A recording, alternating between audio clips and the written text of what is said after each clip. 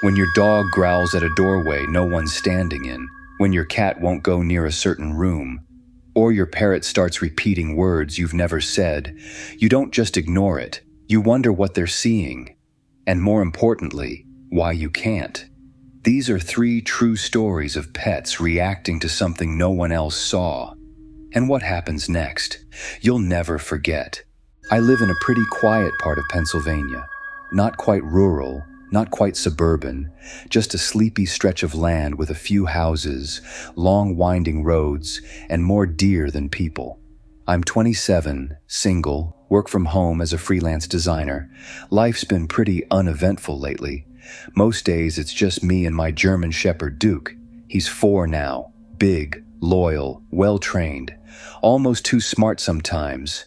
You know the kind of dog that looks at you like he knows exactly what you're thinking? Yeah, that's Duke. This all happened a couple of winters ago. I had just moved into a rental house at the edge of a wooded area, about 30 minutes from the nearest town. The house wasn't anything special. 2 bedrooms, slightly outdated kitchen, creaky floors, but it was cheap. And honestly, after the year I'd had, I was fine with the quiet. The thing is, I didn't choose the quiet. It sort of happened to me. I had just gotten out of a long relationship that ended badly. The kind that leaves you drained and emotionally scrambled. Add to that some family tension and a work burnout that crept up on me out of nowhere. And yeah, I needed out of the city, out of all of it. So I packed up my things, found this weird little rental online, and moved. No neighbors within shouting distance. Backyard opened up into woods, no traffic, no noise, just me and Duke.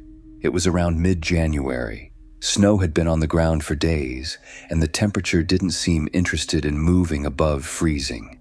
Every night around 10 or so, I'd take Duke out back for one last bathroom break before bed. He had this little patch of yard he always went to, like clockwork. That night, he didn't move. I opened the back door, let the cold hit me in the face, and gave him the usual command. "Go ahead, Duke." He stepped out, walked about 6 feet into the yard, and stopped. He didn't sniff the ground, didn't lift his leg. Just stood there. His ears were straight up, tail stiff, body frozen, staring straight into the woods. I followed his gaze but saw nothing, just black trees and snow. "Come on," I called. "Hurry up!" He didn't budge. Now Duke isn't a skittish dog. He's handled storms, fireworks, even a coyote once without flinching. But that night, he looked like he was trying to decide if he should bolt or attack. Finally, I went out in my slippers, grabbed his collar, and guided him back inside. The whole way, he kept twisting his neck to look behind us. That's when I noticed something else. He was trembling, not from the cold, from something else. Once inside, I dried him off, locked the back door, and figured he must have smelled a wild animal, maybe a fox or something deeper in the woods. I poured myself a drink and sat down to watch TV, but Duke wouldn't relax. He paced the living room in slow, tight circles. He'd stop and look toward the hallway, ears flicking like he was hearing something I wasn't. A couple of times he even stood up on his hind legs and looked out the front window. He never does that. I tried distracting him with his toy. No interest. His favorite treats? Nothing. He just kept pacing. I started feeling uneasy myself, like when someone stares at you from behind and you don't know why, but your whole body tenses up. That's the kind of tension in the room. By 11:30, I decided to head to bed. Usually, Duke follows me and curls up on this old gray blanket next to my bed. That night, he stayed in the hallway, facing my bedroom door. I kept calling him, "Come on, boy, let's go to sleep." But he just sat there, staring. I finally gave up and got into bed, but I couldn't sleep, not really.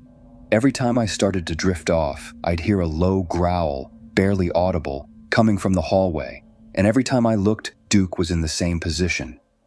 Still, alert. Then, came the knocks. 3 slow, solid knocks on the back door. Not the front, not a window. The back door, the one that leads straight out into the woods. I sat up so fast I got lightheaded. I wasn't dreaming. I was fully awake.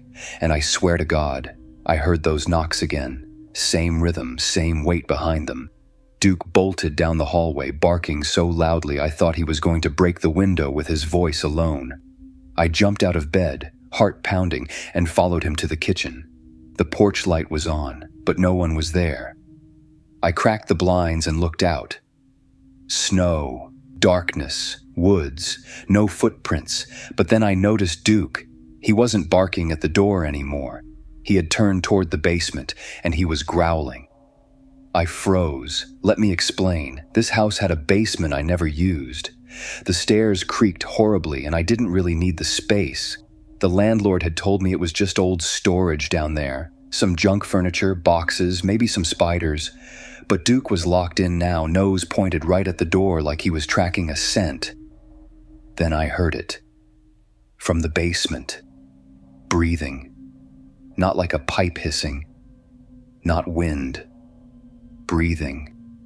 Slow, deliberate, human. I backed away. Every inch of me wanted to run out of the house barefoot into the snow, but I grabbed my phone, locked myself in the bedroom, and called the police. They said it might take 15 to 20 minutes. I grabbed a knife from my nightstand drawer, sat with my back to the wall. Duke sat at the door, still growling. 5 minutes passed. Then 10. The breathing stopped. But right before the police arrived, Duke barked again. This sharp, violent sound like he was warning something to leave. When the officers finally got there, I explained what happened. They searched the basement top to bottom. No one there. No signs of forced entry. No tracks in the snow. Nothing. They said maybe I was half asleep. Maybe I imagined the knocks, that the breathing was old pipes. Classic explanations. But the next morning, I went into the basement for the first time. And I found something. Right at the base of the stairs, half buried under some crumpled cardboard boxes, was a single glove. A large, heavy-duty black glove, wet with melted snow. The police came back, bagged it, took a report, but nothing ever came of it. No fingerprints, no updates. I changed the locks, bought cameras, slept with a light on for weeks, but the thing that never changed was Duke. Every single night after that, he refused to go near the basement door, wouldn't walk past it, wouldn't eat near it, just avoided it. And sometimes, when I'm watching TV late, he'll suddenly lift his head and stare at that door for a solid minute. Like he's listening. I moved out 6 months later. To this day, I still don't know what Duke saw or who was knocking, but I'm 100% sure of one thing. My dog saved me from whatever was waiting down there. If a dog growls at an empty room, maybe it's not so empty. But our next story isn't about barking. It's about a cat that refused to step into one room, and what it knew will haunt you. I've always been more of a dog person, but after my divorce, the house felt dead quiet. So I got a cat. Her name's Juniper. Black, short-haired, totally unbothered by anything. You know the type of cat that acts like they own the place? That's her. I live alone now, just outside Salem, Massachusetts, in a house that's been in my family for a couple generations. Nothing fancy. White siding, steep roof, small front porch. I inherited it after my uncle passed, and honestly, it felt like a fresh start at the time. For the most part, the house has been great. It's got character, creaky stairs, a drafty attic, but I always liked that old New England vibe. Juniper seemed to like it too. She had free reign over the place from the first day, except for one room. There's this small guest room upstairs. It's nothing special. Twin bed, old dresser, dusty bookshelf. But for whatever reason, Juniper would not go in there. At first I thought she was just being weird. She'd walk right up to the doorway, pause, and then back away. If I tried to pick her up and carry her in, she'd squirm out of my arms before I even crossed the threshold. Sometimes she'd just sit outside the room and stare at it, her ears flat, like she was waiting for something to move. I told myself it was nothing. Maybe there was a weird smell in there, or she'd heard mice in the wall. But the house had been empty for months before I moved in. It had passed inspection. No signs of pests. It was probably 3 weeks after I moved in that things started getting strange. It started with small stuff. The guest room door would be cracked open in the morning when I swore I left it closed the night before. A picture frame fell off the wall in there for no reason. I thought maybe the old floorboards were shifting or something. One night, I was brushing my teeth upstairs when I heard something shift in the guest room. It wasn't loud, just the sound of movement, like fabric sliding against fabric. Juniper bolted from the hallway and hid behind the couch downstairs. That was new. I went to the room, opened the door, turned on the light. Nothing. Bed looked undisturbed. Dresser closed. Windows locked. But the smell? It was subtle, almost like old perfume, faint, floral and dusty. The kind of scent that reminds you of a stranger's house you visited once as a kid. I left the door open and went to bed. The next morning, the door was closed.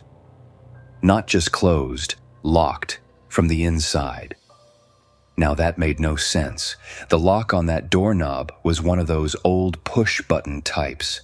There's no way it could just lock itself. I had to get a butter knife and pop it open. Juniper refused to go upstairs for 2 full days after that.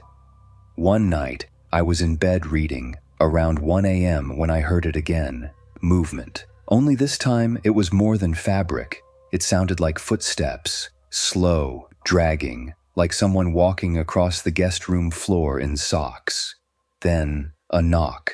3 soft knocks, from inside that room. I didn't move. I just sat up in bed, heart hammering in my chest, listening. Juniper started growling from the hallway. Cats don't really growl like dogs do, not unless they're really freaked out. This wasn't her usual annoyed hiss. This was low and primal.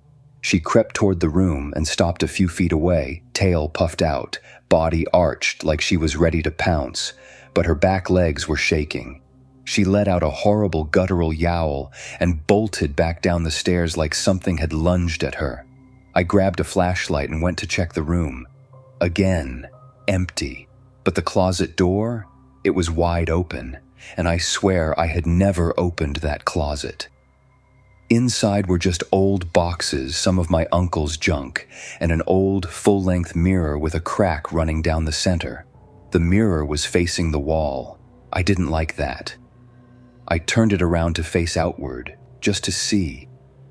And the moment I did, the light bulb flickered and went out. I backed out of the room and closed the door. That was the last time I stepped foot in there at night.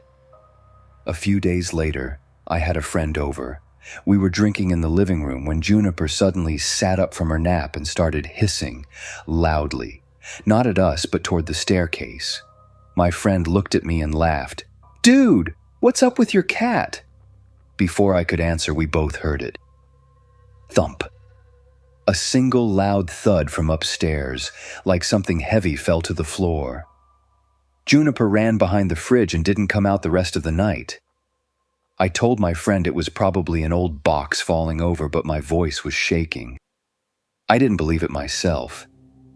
He asked if I wanted him to check it out, but I said no. I told him not to go up there. I don't know why. I just felt like we weren't supposed to. Weeks went by. I kept the door closed. Juniper avoided it entirely. She'd even walk in a big arc around that side of the hallway. Then came the final night. I woke up around 3:15 a.m. to the sound of Juniper screaming. Not meowing, screaming. I leapt out of bed and found her in the corner of the hallway outside my door, completely puffed up, ears pinned, growling at the guest room door, and then the door opened. By itself. It didn't swing slowly or creak like in movies. It just clicked and opened about 6 inches. Juniper lost it. She was hissing, swatting at the air, backing away like something was walking toward her. I turned on every light in the house, grabbed her, and locked us both in the bathroom. I sat on the floor with her for over an hour while she growled toward the door. Eventually, I got the courage to walk back out. I checked the room. Nothing. But the mirror? It had been moved again, facing the wall. I don't remember turning it back around. That morning I called a local animal rescue center and asked if they'd temporarily foster Juniper while I sorted things out. I just needed her somewhere safe. While packing up some stuff to take her over, I noticed something I hadn't before. On the back of the old mirror, written faintly in chalk, were 2 words, "Don't look." I moved out of the house a week later, put it up for sale. I never went back upstairs again after that night. Juniper's been with me ever since, in a new apartment across town. She's relaxed, playful, back to her normal self. But the weirdest part? She still avoids doors. Any closed door, she just sits in front of and waits, watching, like she's making sure it stays closed. And sometimes, late at night, I catch her staring at the closet in my bedroom. I asked the landlord the other day, just out of curiosity, if anyone had ever reported anything strange here before. He said no, but he did say something else that stuck with me. Apparently, the last tenant had a cat too. They found it locked inside the closet the day she moved out. When a cat senses something wrong, you listen. But what if the warning doesn't come from a bark or a hiss? What if it speaks? This next pet didn't react. It repeated what it heard, from inside the walls. I used to think parrots were annoying, all the squawking, the constant noise, the mimicry, but then I inherited one. Her name's Olive. Bright green feathers, yellow around the eyes, and a sharp voice that could imitate a microwave beep perfectly. She had belonged to my grandmother, who passed suddenly and left her to me in her will. I wasn't planning on owning a bird, let alone that bird, but something about it felt like keeping a piece of her alive. So Olive came to live with me. This was 2 years ago. I had just moved into a small rental duplex just outside Tucson. The place was old, single-story, with plaster walls and floor vents that made all kinds of noise when the heat kicked on. A little run down, but manageable. The first week with Olive was rough. She wouldn't stop screeching. I figured she was stressed from the move, new smells, new sounds. I placed her cage in the corner of the living room where she could see me at all times. She seemed to calm down a bit after that, but by the end of the second week, she started doing something weird. She'd look directly at one of the vents on the wall and whisper. Not mimic words she'd heard from me or my grandmother, but new phrases, quiet things, things I hadn't taught her. The first time it happened, it was around 11 p.m. I was up watching TV. Olive was asleep in her cage with her feathers puffed up, until she suddenly stood tall, stared at the vent, and whispered, "Let me out." I muted the TV and looked at her. She didn't repeat it, just kept staring at the vent, unmoving. I laughed it off at first. She was probably repeating something from the radio or a commercial. But then it happened again the next night. Different phrase this time. "Who's in there?" I said. "What the hell, Olive?" Out loud, trying to shake it off like it was just creepy coincidence. Then she said it again. "Who's in there?" Clear as day, repeating it, looking straight at the vent. That's when I started getting uncomfortable. Now I know parrots mimic voices. That's what they do. But these weren't phrases she had heard from me, and it wasn't just what she said, it was when she said it. Always at night, always directed at that same vent in the living room. After a few days, I moved her cage into my bedroom. Figured if there was a mouse or something in the wall, she wouldn't have to look at it anymore. She quieted down for a couple nights. Things felt normal again. But then one night, Just after 2 a.m., I woke up to her muttering again. This time she was facing the closet. And what she said, "He's coming." She repeated it 5, maybe 6 times, in that creepy little sing-song voice parrots use when they're playing. I sat straight up in bed. The room was cold. Too cold. The heat hadn't kicked on like it was supposed to. I wrapped myself in the blanket and walked over to the closet, opened it. Nothing. No smell. No movement. Just darkness. But Olive kept whispering, "He's coming! He's coming! He's coming!" I covered her cage with a towel and sat in bed for the next 2 hours staring at the wall, trying not to lose it. The next morning, I called an HVAC guy. Told him I thought I had rats or maybe something bigger in the walls. He did a full inspection of the ductwork and vents, checked the crawl space under the house, said there was nothing, not even dust buildup. I didn't know what to do. I wasn't sleeping well, and Olive kept whispering strange things almost every night, always to the vents, sometimes to the closet, once to the bathroom mirror. It wasn't just random anymore. It felt like she was tracking something. And then one night, she screamed. Not chirped, not squawked. She screamed. A high-pitched, blood-curdling sound that I didn't even know parrots could make. It sounded human, like a woman screaming in pain. I ran into the room and ripped the towel off her cage. She was flapping like crazy, wings banging against the bars, eyes locked on the ceiling vent. That's when I heard it too, scraping, coming from the ceiling vent, like metal dragging across a wood. I backed out of the room, slammed the door shut. My heart was going a mile a minute. I didn't sleep that night. Olive didn't either. I called pest control the next morning. This time, I insisted they open the vent system. The guy crawled up into the attic, spent about 30 minutes up there. When he came down, his face was pale. He said there was no sign of animals or bugs, but he found something strange. Stuck inside one of the duct grates, wedged between 2 metal panels, was a small child's bracelet. Plastic beads, purple and yellow, a broken elastic band. He asked if it was mine. I told him no. He shrugged and said it must have been from a previous tenant, but I'd seen the disclosure forms. No kids had lived here before. I asked the landlord later that week, and after some hesitation, she admitted something. She said a tenant had moved out years ago after hearing things in the walls. Said the woman had a breakdown, started talking about voices and cold spots. Eventually left in the middle of the night and never came back for her deposit. I asked if anything had happened in the house before that. She paused, then said, "Not that I know of." But the way she said it didn't sound convincing. That night I made a plan to move out. I started boxing things up the next day. But that evening, while I was eating dinner on the couch, Olive said something that made me go completely cold. She stared at the now empty corner where her cage used to be and whispered, "He lived in the vents." I didn't move. She said it again. "He lived in the vents. He's still there." I left that night. Didn't even pack.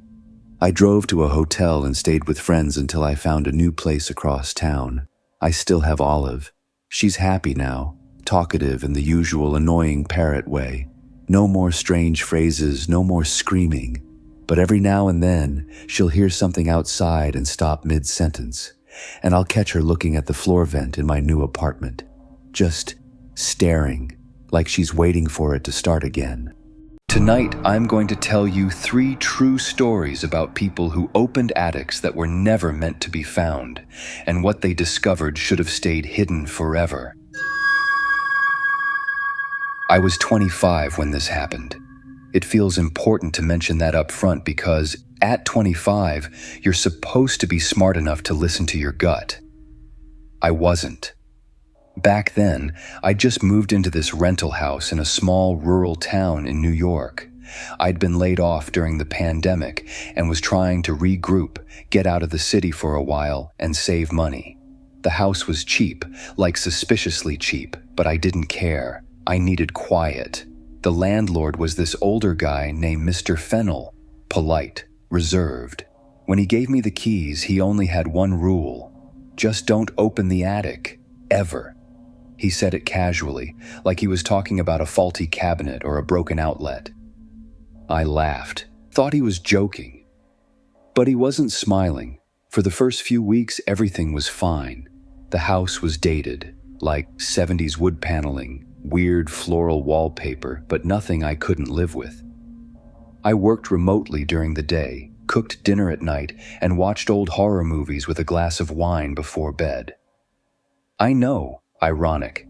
There were 2 bedrooms, a small basement, and that attic door, one of those square panels in the hallway ceiling with a string hanging down, the kind you'd need a step ladder to reach. It was directly above the guest room, which I didn't use. Every so often, I'd catch myself looking up at it. That dumb little piece of plywood, it didn't even creak or sag. It was just still. About a month in, I started hearing things. Soft thumps above me, like something small dropping onto the attic floor. I told myself it was raccoons, squirrels, whatever. It was an old house. Old houses make noise. But one night, around 3 a.m., I woke up to what I swear was dragging. Not like footsteps, not like scratches. Dragging, slow and steady, across the attic floor, directly above my room. I laid there, frozen, listening. My heart was pounding so hard I could barely hear over it. I eventually drifted back to sleep, told myself it was my imagination. The next morning I bought one of those cheap home security cameras and mounted it in the hallway facing the attic. I didn't really expect to catch anything. It just made me feel better. But that night I kept my laptop open and watched the feed like a hawk. Nothing. Just a blank hallway and a quiet house. Until around 2:40 a.m. That's when I saw the attic string move, not violently, just a small twitch, like something bumped it from the other side. I stared at the screen, not even breathing. A few seconds passed. Then nothing. No sound. No more movement. I didn't sleep that night. The next day, I played back the footage. Same thing. The string twitched, once, and then stillness. I called the landlord, asked him again what was up there. He got quiet, then said, "I told you not to open it. Don't call me again unless it's an emergency," and hung up. That night, I sat in the hallway for hours with a baseball bat across my lap. I don't know what I was expecting, but nothing happened. Just silence and that dead air that feels heavier than it should be. By the 4th night, I was losing it. I hadn't slept. I was jumpy. I kept checking the camera every hour. The string hadn't moved again, but I couldn't shake the feeling that something was up there, watching, waiting. I decided to open the attic. I know what you're thinking, but curiosity does something to your brain. It makes you irrational, reckless. I didn't have a ladder, so I stacked a chair on top of a coffee table and reached up with a broom handle, popped the panel free. A waft of hot, stale air hit me like a punch. It smelled like insulation and dust and something else, something faintly sweet and rotten. I stood there, just staring up into the black. Then I climbed up.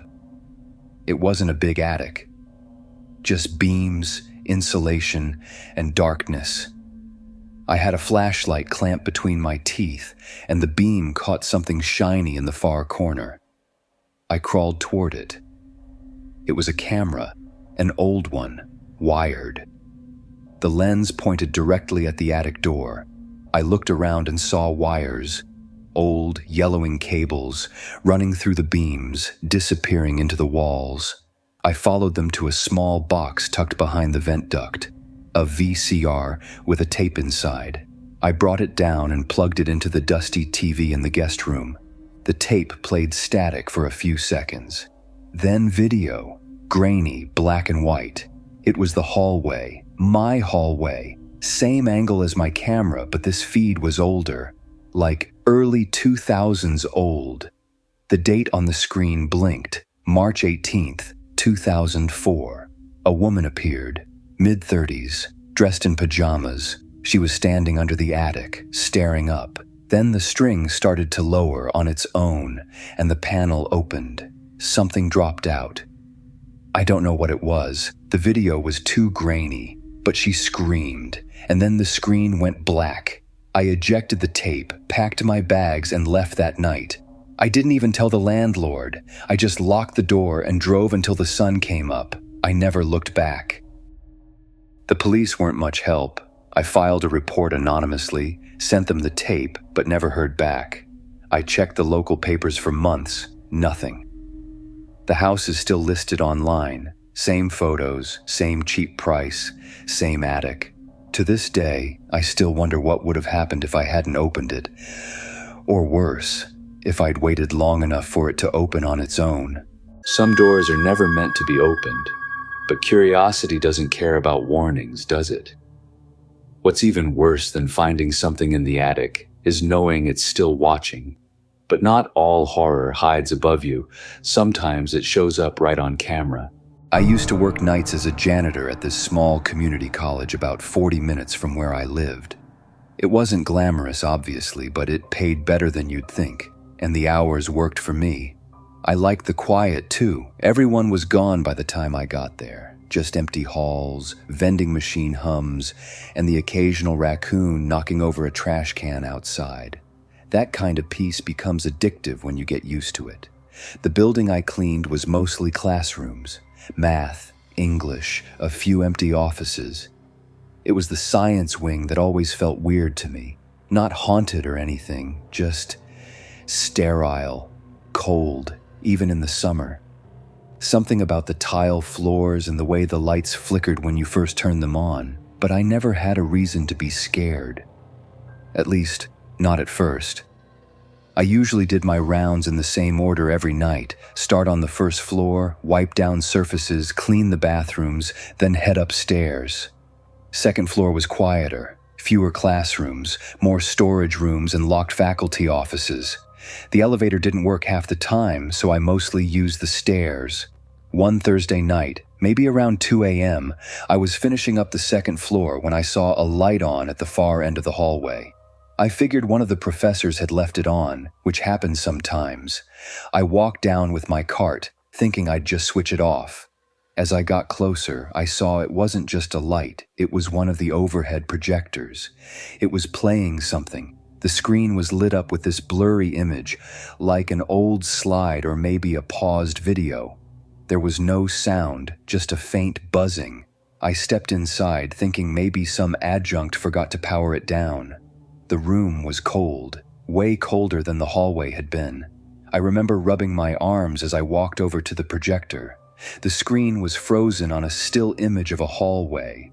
Our hallway. The one just outside the room, only it looked off. The lighting was darker, the colors almost grayed out. I checked the source. It wasn't connected to a laptop or anything. Just looping from some internal storage, I guess. I shut it off. The room went dark, and I moved on. The next night, same thing.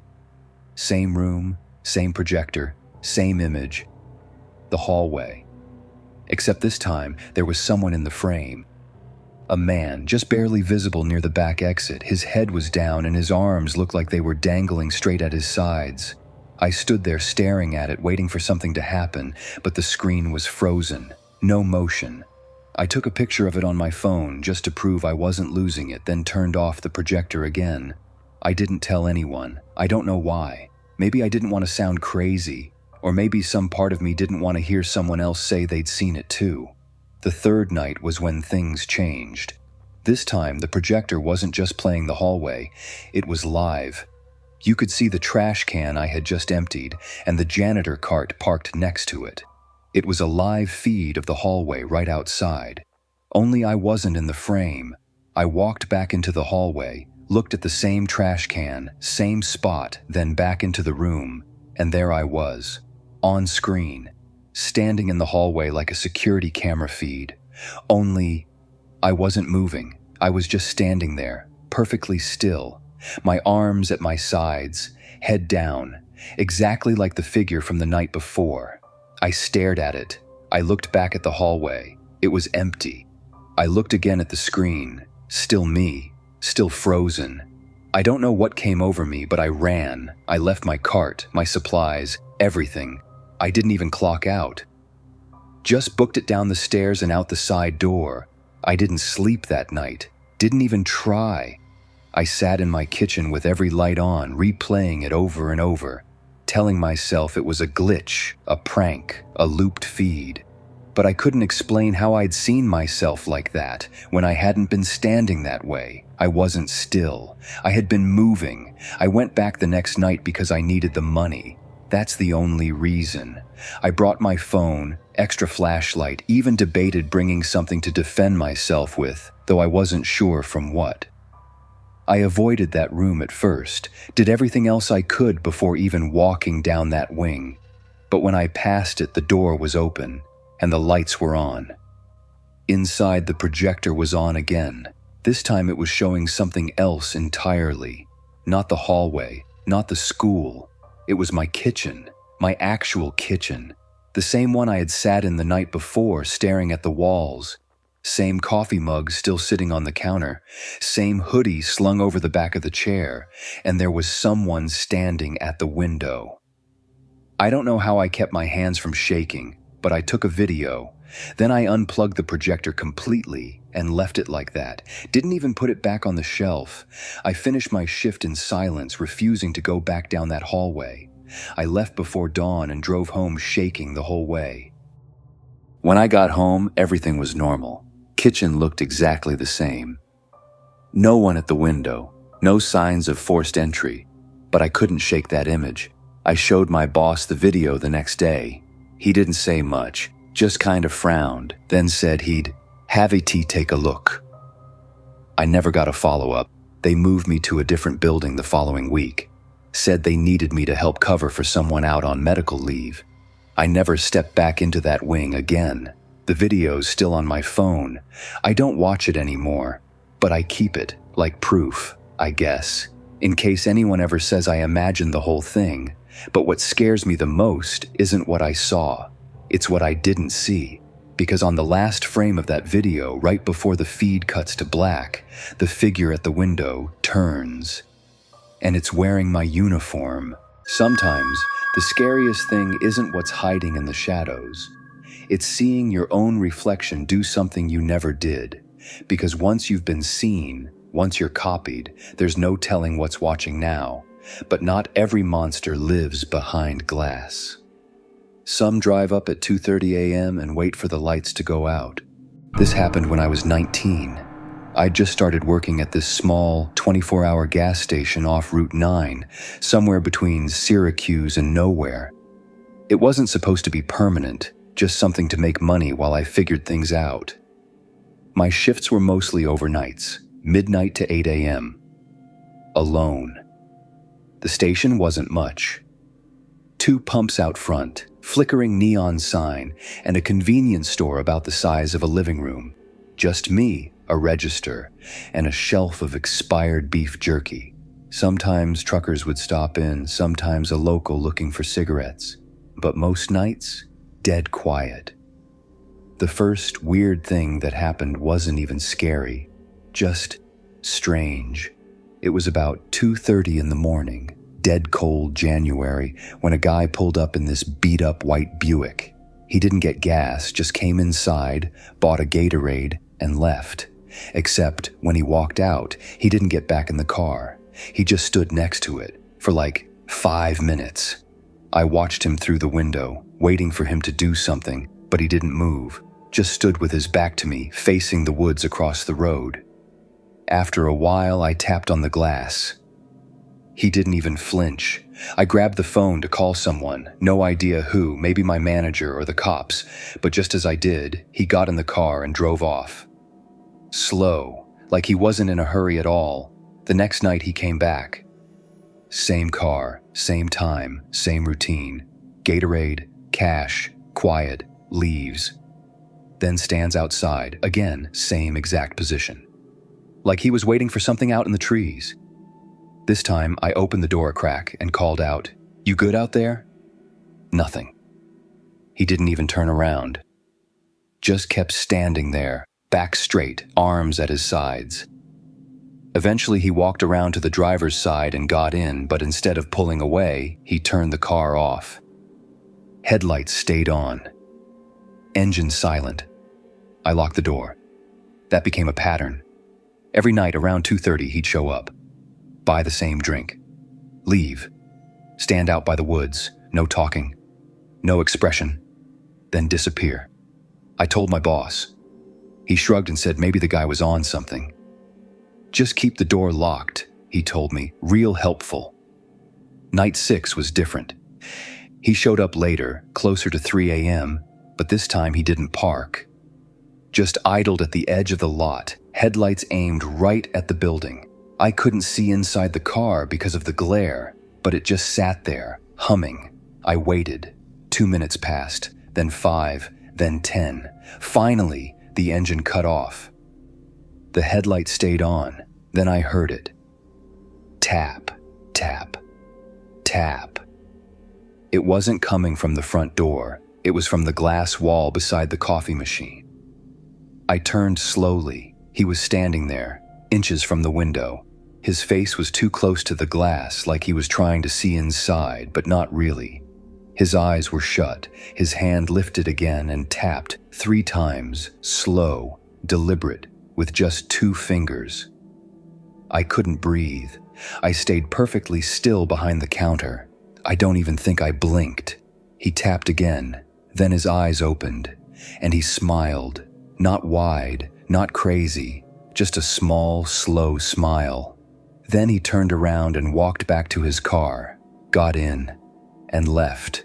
That was the first time I seriously considered quitting. But I didn't, not yet. I called the local sheriff the next day, gave them the plate number, they ran it. Came back to a guy named Daniel K. Lives 1 town over, no warrants, no priors, no known mental health stuff. I asked if I should file a report. The deputy just said, hasn't broken any laws yet. The word yet really stuck with me. 2 nights later, it was snowing, heavy flakes near whiteout. The roads were dead. I figured maybe the guy wouldn't show up in the storm, but at exactly 2:32 a.m., the power went out. Not the whole grid, just the store. Everything went dark. No hum from the lights, no buzz from the cooler, just pitch black and the sound of the wind hitting the glass. I grabbed my flashlight from under the counter and flicked it on. That's when I realized my phone was missing. I'd had it charging behind the register all night. Now it was gone. Then I heard the door unlock. You have to understand, I'd locked it at midnight. I always did. I even double-checked it earlier. There's no reason it should have been open. I crept around the counter, heart thudding. I wanted to run, but I couldn't leave the building. Snow was piling up and I didn't have my keys. I pointed the flashlight at the door. It was cracked open an inch, just enough to let the cold in. I pulled it shut and locked it again. Then I turned, and for just a second, I saw a shadow move in the back of the store. It wasn't a trick of the light. It was someone moving. I ducked low and crawled along the cooler line until I reached the small door to the back stockroom. I slipped inside, locked it, and crouched behind a stack of paper towel boxes. It was dead quiet for almost 5 minutes. Then, footsteps. Slow. Heavy. They weren't trying to be quiet. They stopped right outside the stockroom door. The handle jiggled once. Then nothing. I sat there, shaking, flashlight off, waiting for the door to burst open. It didn't. Eventually, I heard the front door chime, the same ding it makes when someone leaves. I waited another full 10 minutes before I even dared to open the stockroom door. The store was empty. The power was back on. My phone was on the counter, still plugged in. I checked the security footage. It had cut out. Right at 2:32 a.m. came back online at 3:09. Nothing in between. I quit the next day, didn't give notice. Just left my key on the manager's desk. A few weeks later, I got a text from one of the other night guys. Just one sentence. He came back asking for you. To this day, I don't know what he wanted, why he stood in the snow, why he smiled, why he waited. All I know is, if I hadn't locked that stockroom door, this wouldn't be a story. Tonight, I'm going to show you 3 real stories from people whose security systems recorded things no one should ever see, and every one of them ends worse than it starts. It's hard to explain how deeply this has messed with my head, but I'm just going to lay it out exactly how it happened. So I live in a small, 2-story house in Central Oregon, just outside of Bend. It's a quiet neighborhood, lots of pine trees, wide roads, families walking dogs, that kind of thing. I work from home, and my wife's a night shift nurse, so most nights I'm alone. We don't have kids, just a German Shepherd named Max and a Ring security system with a few outdoor cams. We got the system after someone tried breaking into my truck last year. Since then, I've gotten kind of obsessive about checking the notifications. It's mostly raccoons, delivery guys, or the occasional neighbor walking past our driveway. Normal stuff, but last Thursday night, something happened that I can't shake. It was around 2:15 a.m. I remember because I was up working on a project and had just brewed another coffee. Max was asleep at the foot of the couch. The house was quiet, dead quiet. Then I heard the ring chime from my phone. Motion detected, front door. At first, I didn't think much of it, probably a cat or maybe the wind triggered something. Still, out of habit, I opened the app. But what I saw wasn't nothing. There was a man standing at the edge of our driveway. Just standing there, facing the house. I sat up straight, paused the video, and scrubbed back to the beginning. The timestamp said 2:13 a.m. This guy had just walked into frame. He wasn't moving toward the house. He was just staring, still as a statue. It's hard to explain, but there was something off about the way he stood, like his arms were too long, or maybe it was the way his head tilted upward, like he was looking through the windows instead of at them. His clothes were dark, loose, and he had something in his hand.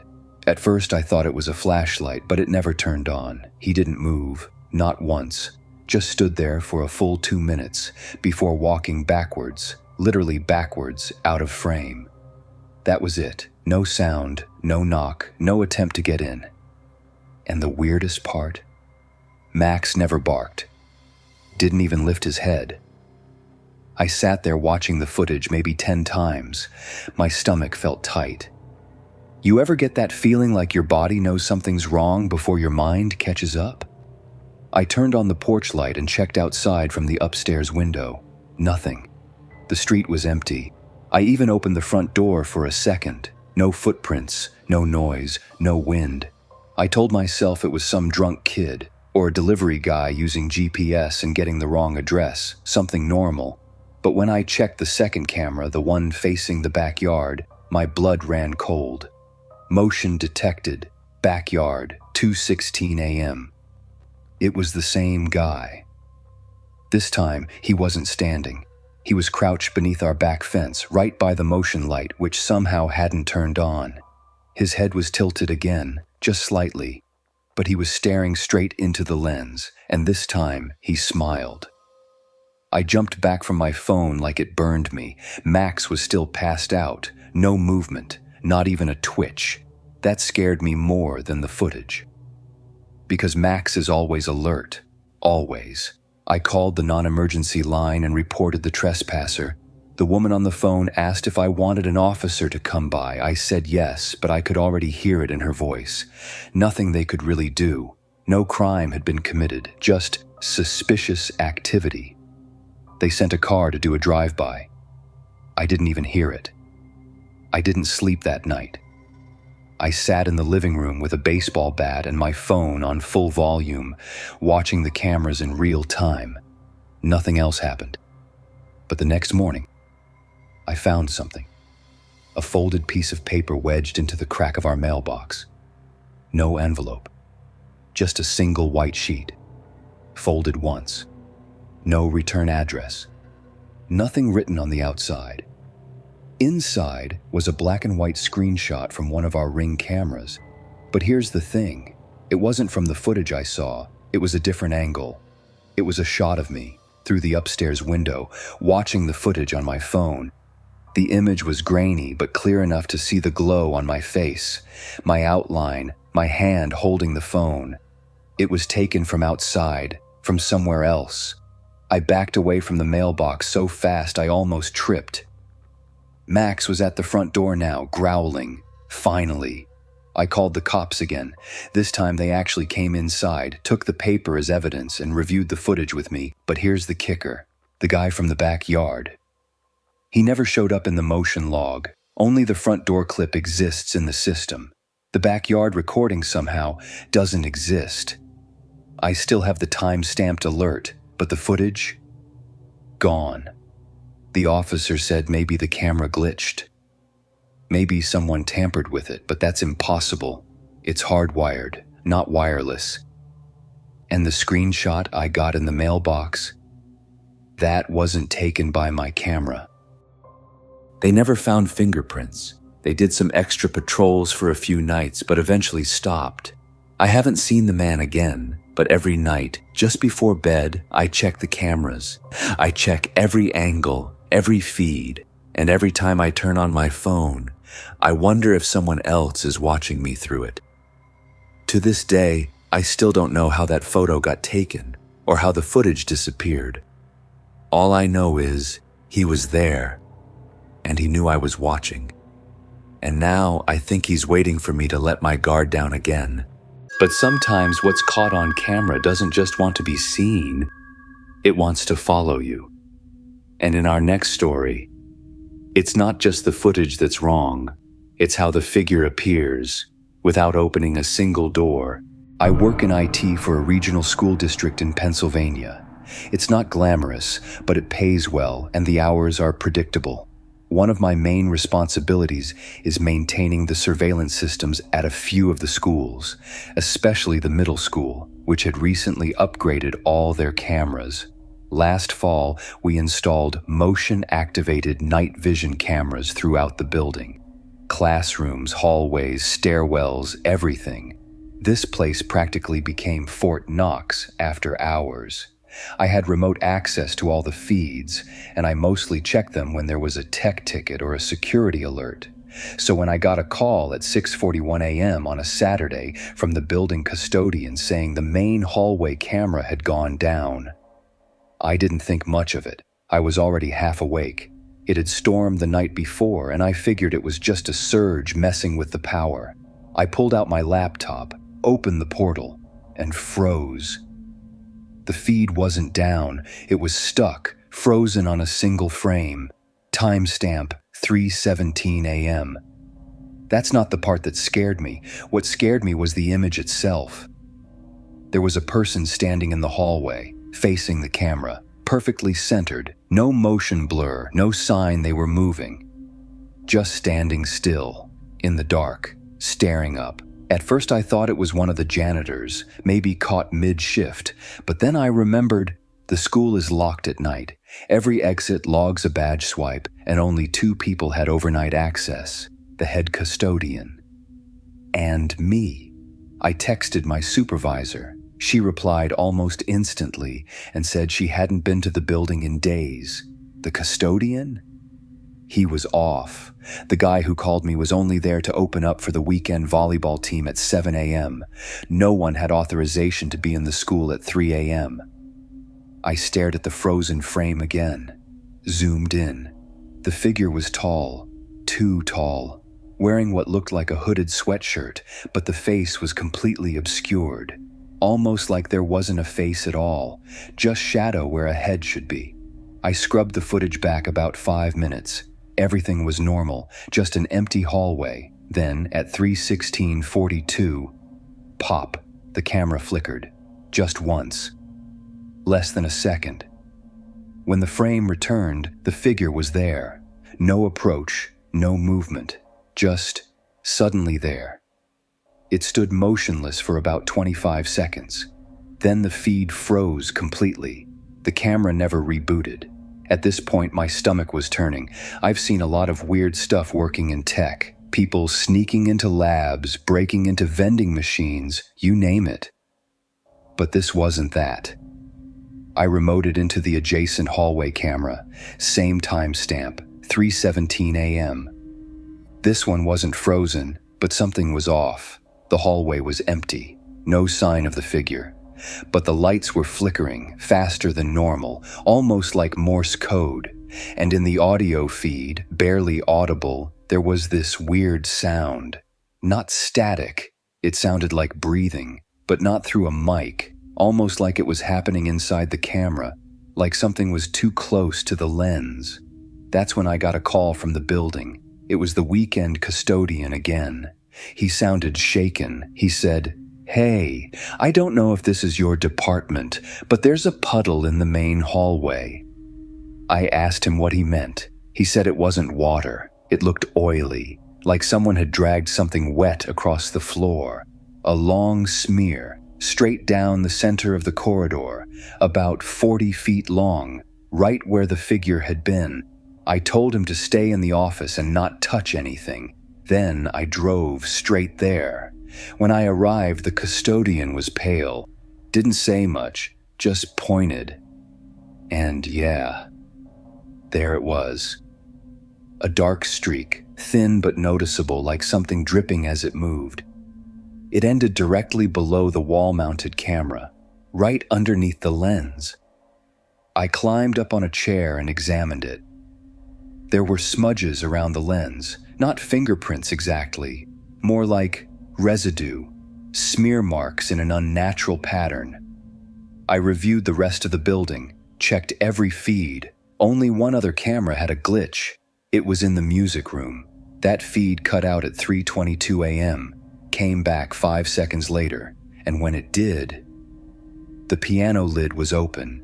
It had been closed the whole night. I checked. We have footage from 10 p.m. showing the janitor locking the room with the lid down. No one entered that room, but when I walked in that morning, there were fresh prints on the keys, smudged, black, as if someone had pressed down with oily fingertips. And stuck between the keys, a strip of photo paper, like something from an old analog camera. It had been developed, but only partially. I took it to a lab that specializes in restoring analog negatives. They managed to bring out the faint outlines. It showed the same hallway from earlier, same camera angle, same time. But this time, there were multiple figures, 4 of them, standing in different spots, all facing the camera, all looking upward. I showed it to the district. They shut down any investigation, claimed it was a tech malfunction, and said I must have tampered with the device. They made me sign a statement agreeing not to discuss it with media. I wasn't fired, but I was reassigned.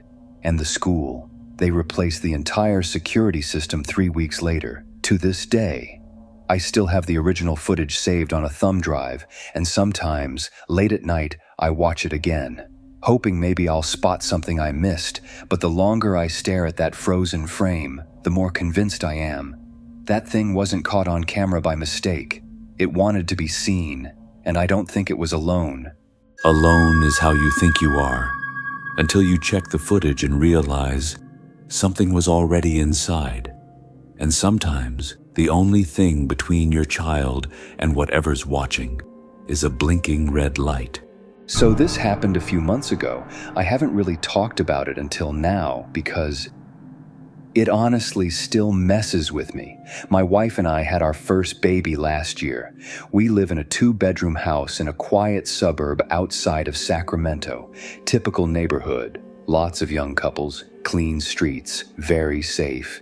It's the kind of place where nothing ever happens.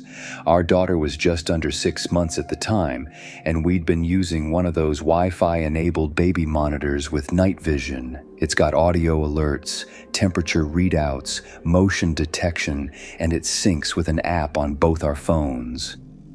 Pretty standard. At this point, we were in a rhythm. We'd finally figured out how to get her to sleep through most of the night, so unless she cried, we didn't check the monitor that often anymore.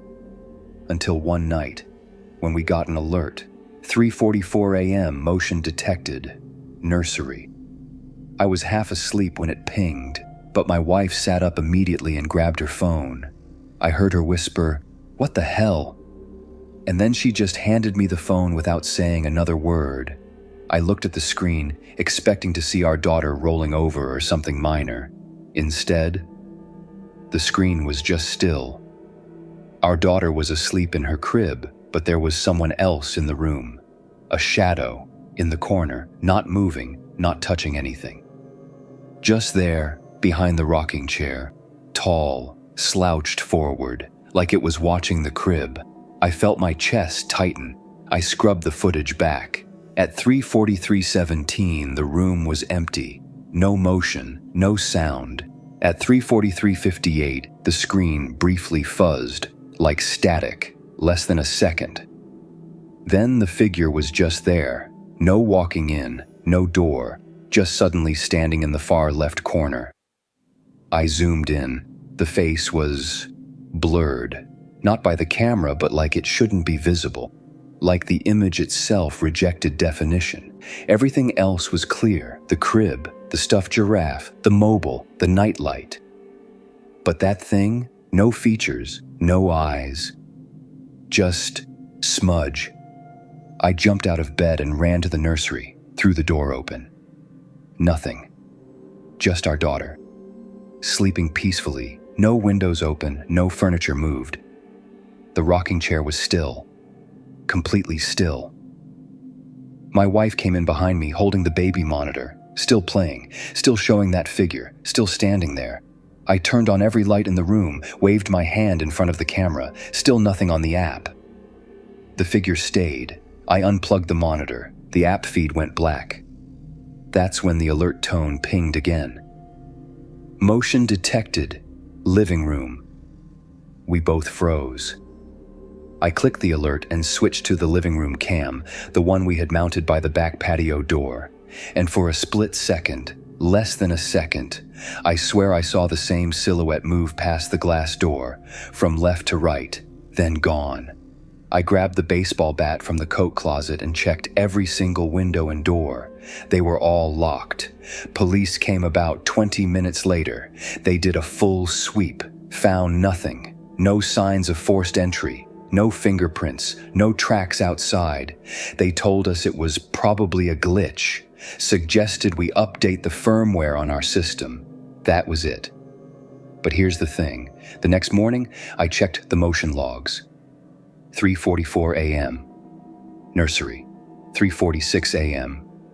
Living room. 3:48 a.m. Front door. The front door never opened. But the camera did catch something. A faint image, almost missed completely. A figure walking away from the door, not toward the street, but toward our side yard, and crouching. That clip ended abruptly. No alert triggered after that. We searched that area later, in daylight. Didn't find anything at first, until my wife pointed out something near the fence, a scrap of fabric caught on a nail. It was black, threadbare, like a hoodie, but way too long. Like it belonged to someone whose arms didn't fit normal sleeves. We reported it. They took it in. We never heard back. Since then, we replaced the baby monitor, added deadbolts, new motion lights, even got a dog. Nothing's happened since. But sometimes around that same hour, I'll wake up for no reason. And every time, I check the feed. I tell myself it's just to be safe, but deep down, I think I'm waiting. Waiting to see it again, and the part that haunts me? Our daughter never woke up, not once. She slept through the whole thing like she knew it was there and didn't want to move.